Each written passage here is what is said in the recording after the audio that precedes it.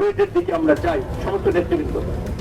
সেই থেকে এই তরুণ প্রজন্ম আজকে যারা এই 24-এর গণ অভ্যুত্থান ঘটিয়েছে, দেখেছেন এখানে কোনো বুড়ো নেতৃত্ব ছিল না। কিন্তু আমি নেগেটিভলি বলছি না, আমি উইথ ডিউ রেসপেক্ট বলছি যে আমাদের ওল্ড ক্লাস পলিটিক্স ফেল করেছে বিধায়ী কিন্তু এই তরুণ প্রজন্ম সেই তাদের 18 থেকে ধীরে ধীরে চিন্তার প্রসার এবং পরিকল্পনা করেই কিন্তু এই আওয়ামী ফ্যাসিবাদের মতো এই ভারতীয় আগ্রাসন এবং আধিপত্যবাদের খুঁটিকে উড়িয়ে দিয়েছে।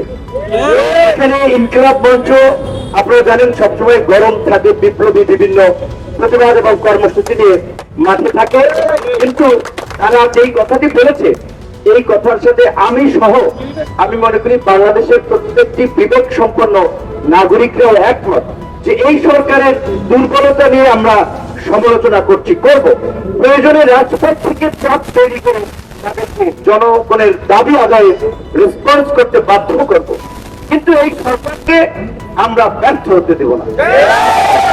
সরকার আমাদের রক্তের উপর দিয়ে তৈরি হয়েছে, আমাদের ভাইয়েদের আমাদের বোনেদের প্রাণের বিনিময়ে তৈরি হয়েছে। সেই সরকারের আমাদের চাওয়া পাওয়া প্রত্যাশার প্রাপ্তি আছে, সেগুলো নিয়ে আমাদের ক্ষোভ আছে, রাগ আছে, অভিমান আছে, সেটা নিয়ে আমরা তাদেরকে জবাবদিহি করব, কিন্তু কোনোভাবেই এই সরকারকে আমরা ব্যর্থ হতে দিব না। ইনকিলাব মঞ্চ 5 দফা দাবি দিয়েছে। তাদের 1 নম্বর দাবি হচ্ছে যে ধর্ষণের সর্বোচ্চ শাস্তি দ্রুত বিচার ট্রাইব্যুনাল গঠন করে 90 দিনের মধ্যে মামলা নিষ্পত্তি করতে হবে। একই সাথে কেউ মিথ্যা ধর্ষণ মামলা করলে তাকেও শাস্তির আওতায় আনতে হবে। যৌক্তিক দাবি, যেটা এলিমো দাবি, 90 দিনের মধ্যে বিচার করতে হবে। এবং একই সাথে আপনারা জানেন আমি এমন দুর্ভাগা ব্যক্তি, আমার বিরুদ্ধে ধর্ষণের সহযোগিতার নামে একটা মামলা হয়েছিল, যে মেয়েকে আমি চিন্তা করতাম। তো কাজে এরকম আমাদেরকে আবার সোশ্যাল মিডিয়াতে হ্যারাস করা হয়, তারও তো একটা প্রতিকার থাকা উচিত। মিথ্যা মামলা করলে এটাও একটা শাস্তি পাওয়া দরকার, এটা হচ্ছে খুবই যৌক্তিক দাবি। 2 নম্বরে বাংলাদেশকে অস্থিতিশীল করার ষড়যন্ত্রের অংশ হিসেবে মব তৈরি করে দায়িত্বরত নিরস্ত্র পুলিশের উপরে হামলাকারীদের দ্রুত গ্রেপ্তার করে বিচারের মুখোমুখি করতে হবে। Any kind of mob justice should be strictly prohibited. এখন শক্তভাবে এখন একটা সরকার আছে, আমরা বলছি আগে সরকার ছিল না, সরকার রেসপন্স করতে পারে নাই বিধায় আমরা আন্দোলন করে সরকারকে রেসপন্স করিয়েছি। 32 নম্বরে যে জনতার দেখেছিলেন, এটাকে আবার আমরা একটা মব জাস্টিস হিসেবে ধরতে পারি না। এখানে জনগণের ঘৃণা ক্ষোভের একটা পরিপ্রকাশ নির্মাণ করতে চেয়েছিলেন শেখ মুজিবকে কেন্দ্র করে। অবশ্যই শেখ মুজিবুর রহমানের বাংলাদেশের ইতিহাসেও অবদান আছে, আবার তার ঘৃণিত কর্মকাণ্ডের জন্য তিনি নিন্দিত হয়েছেন, আছে। সেখানে জনগণের ক্ষোভের বহিঃপ্রকাশ যে মুক্তিযুদ্ধের পরে স্বাধীনতোত্তর একটা ইউনাইটেড বাংলাদেশ গড়বেন সকলকে দিয়ে, কিন্তু তিনি মুক্তিযুদ্ধের সপক্ষের শক্তিকে বিরাজিত করে ইন্ডিয়ান হেজিমনি তৈরি করে এখানে একটা বাকশাল কায়েম করেছিলেন। এই 75-এর ঘটনা আপনারা দেখেছেন। সেক্ষেত্রে মত তৈরি করে যদি রাষ্ট্রকে আমরা অকার্যকর করে দিতে চাই, আইন শৃঙ্খলা বাহিনীর মনোবল আমরা দুর্বল করে দিতে চাই, একজন পুলিশকে এইভাবে আমি দেখেছি। এটা আমি প্রকৃত ঘটনাটি এখন ডিটেলস আমি জানি না, যেইটুকু দেখেছি সেইটুকু এটা সমর্থন করতে পারি না। আপনি এইভাবে যদি আইন শৃঙ্খলা বাহিনী এমনিতেই ট্রমাটাইজ, বিকজ তাদেরকে যেভাবে ব্যবহার করা হয়েছে জনগণের বিরুদ্ধে, সমস্ত বাহিনীর সদস্যরা তো এখানে স্বতঃস্ফূর্ত ভাবে এই কাজে লিপ্ত হয় না।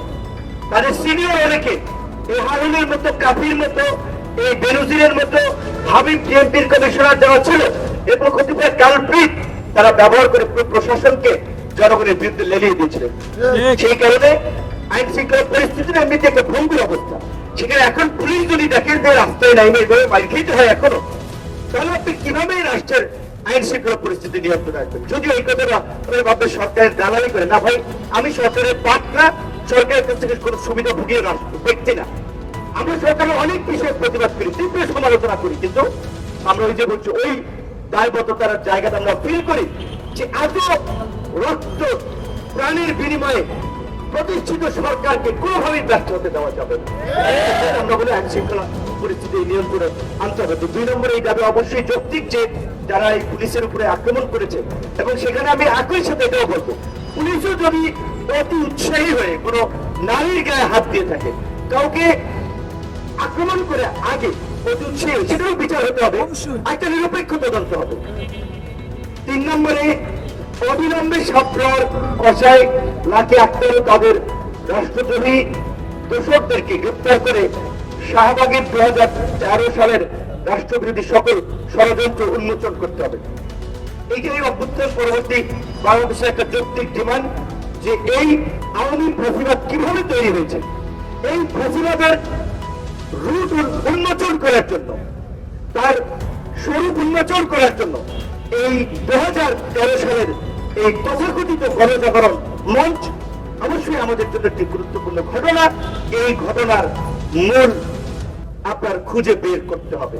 সেক্ষেত্রে যারা সংগঠকের ভূমিকায় ছিলেন লাকি আক্তারের মতো, অবশ্যই তারা দায় এড়াতে পারেন না। আপনার নিশ্চয়ই মনে আছে সেই সময় আমার দেশ পরে চেঞ্জ করেছে কিনা আমি জানি না, প্রথম কিন্তু লিড নিউজ করেছে যে শাহবাগে ফাঁসিবাদের পদধ্বনি শোনা যায়। আমার দেশের সেই কথাটি আমাদের রাজনৈতিক বোদ্ধা অনেকে বুঝতে পারেন নাই, বুদ্ধিজীবীরাও অনেকে বুঝতে পারেন নাই। এমন অনেক গল্প শুনেছি, বড় রাজনৈতিক দল অনেকে বলেছে এই শাহবাগে না গেলে আমাদের রাজনীতি থাকবে না, অথচ তাদের অনেক নেতা কর্মীকে অন্যায়ভাবে এই শাহবাগের মত তৈরি করে ফাঁসি দেওয়া হয়েছিল, বিচারের রায় পরিবর্তন করা হয়েছিল। যে এই ঘটনার জন্য আগামী বাংলাদেশে পুনরাবৃত্তি না ঘটে, অবশ্যই এই ঘটনার মূল উন্মোচন করা দরকার। 4 নম্বরে তাদের দাবিতে তারা বলছে জাতিসংঘকে অন্তর্ভুক্ত করে শাপলা পুলখানা গণহত্যার স্বাধীন বিচারিক তদন্ত গঠন করে এই গণহত্যার সুষ্ঠু বিচার করতে হবে। এই কথাগুলো নিয়ে আমরা অনেক দিন কথা বলে আসছি, আপনারা আমাকে তো নতুন চেনেন না, যা আমার বক্তব্যগুলো শুনেছেন।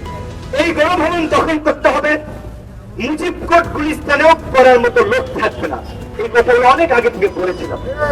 আজকে এই যে আপনার জুলাই গণঅভ্যুত্থানকে কেন্দ্র করে ইতিমধ্যেই জাতিসংঘের ফ্যাক্ট ফাইন্ডিং কমিটি যে প্রতিবেদন দিয়েছে, এইটা আমাদের জন্য ঐতিহাসিক দলিল। শেখ হাসিনা এবং ফাঁসিবাদীদের দোষকদের ফাঁসি নিশ্চিত করার জন্য এর চার বড় প্রমাণের দরকার নাই। আমরা বলি নাই, জাতিসংঘ বলেছে, জেনেভা স্থাপন করেছে, কিন্তু এখানে সরকারকে আমাদের ধরতে হবে। সরকার কেন এখনো আওয়ামী লীগকে নিষিদ্ধ করতে গড়িমসি করছে? রাজনৈতিক দলের দোহাই দিয়ে এটা গড়িমসি করা যাবে না। সকল রাজনৈতিক দল যখন ইউনূস স্যার মিউনিকে একটা আন্তর্জাতিক মিডিয়ায় বলেছিল যে বিএনপির কথা রেফারেন্স করে যে একটা বড় রাজনৈতিক দল নিষিদ্ধ চায় না, রাজনৈতিক দল নিষিদ্ধ না চাইলে তো আমরা পারি না, পরে বিএনপি তার অবস্থান পরিষ্কার করেছে। আমরা এই অভ্যুত্থানের অংশীদাররা আমরা পরিষ্কার ভাবেই বলছি, প্রয়োজন অবশ্যই জুলাই বিপ্লবের মতো আমার জনগণকে নিয়ে রাজপথে নামা লাগলেও আমরা নামবো, কিন্তু আওয়ামী লীগকে নিষিদ্ধ করবো। আওয়ামী লীগ নামে এই দেশে রাজনীতি করতে পারবে না। আমি আপনাদেরকে একটা কথা বলি, আমার একটা মিটিং এ ইউরোপিয়ান ইউনিয়নে আমি কিছুদিন আগে ব্রাসেলসে একটা মিটিং অংশ নিয়েছিলাম। আমি তাদেরকে পরিষ্কার বলেছিলাম যে ইতালি কিংবা জার্মানি তোমাদের ইউরোপের যে আমরা এতটা উদার নই, সেখানে নাৎসিরা মুসলিনের পার্টি নিষিদ্ধ হয়েছিল, তোমরা ইনক্লুসিভ পলিটিক্স এর নামে আওয়ামী লীগের পক্ষে ওকালতি করতে, এটা কিন্তু আমরা বলেছি পরিষ্কার ভাবে।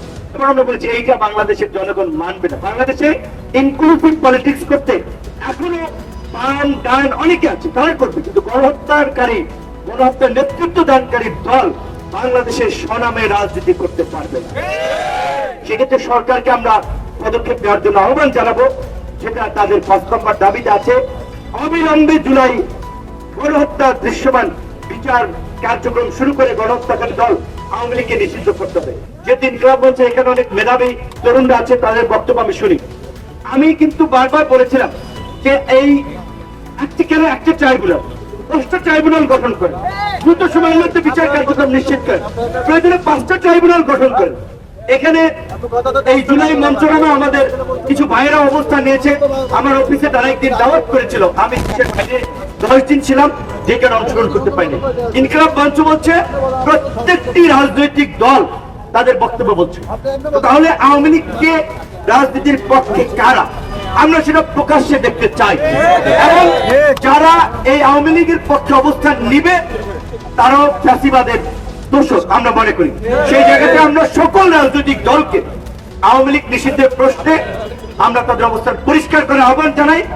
একই সাথে একটা ট্রাইব্যুনাল দিয়ে ধীর গতিতে বিচার কার্যক্রম যেভাবে চলছে, এইভাবে চলতে থাকলে বিচার সম্পন্ন হওয়া নিয়ে আমাদের সন্দেহ সংশয় তৈরি হবে।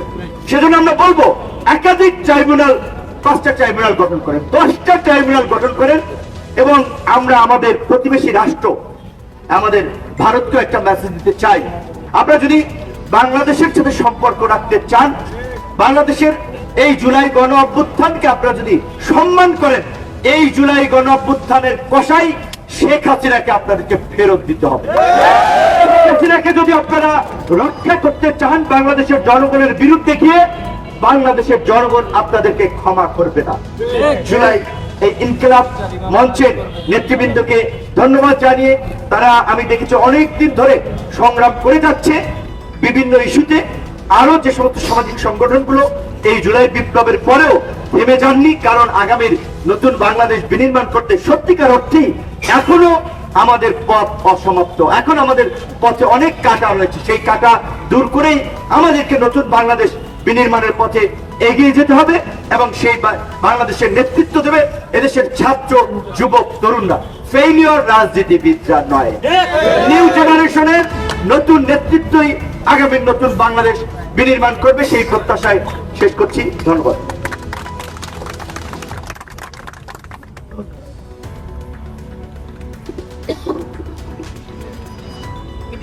চলো চলো